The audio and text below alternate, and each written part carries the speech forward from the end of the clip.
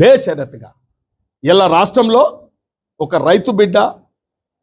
ఒక అగ్రవర్ణాలకు సంబంధించిన సామాజిక అగ్రవర్ణాల సామాజిక వర్గానికి సంబంధించిన ముఖ్యమంత్రి అయినా ఏ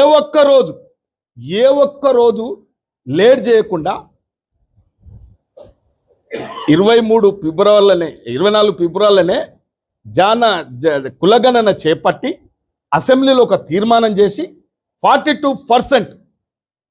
మనం బీసీలకు ఇవ్వాల్సిందే అని చెప్పి,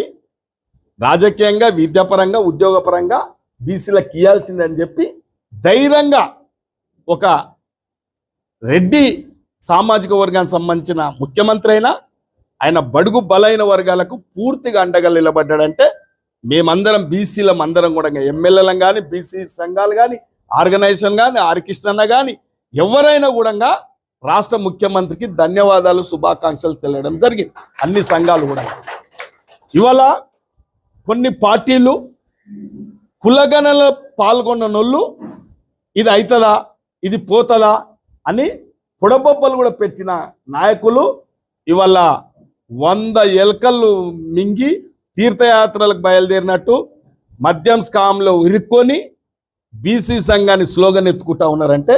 ఈ ఫలాలు అందించబోతున్నాం కాబట్టి, కాంగ్రెస్ పార్టీ ఫలాలు అందించబోతుంది కాబట్టి బీసీ అంటే గ్రామ స్థాయి నుంచి కూడా బీసీ సంఘాలు ఆర్గనైజేషన్ ఎప్పుడు కూడా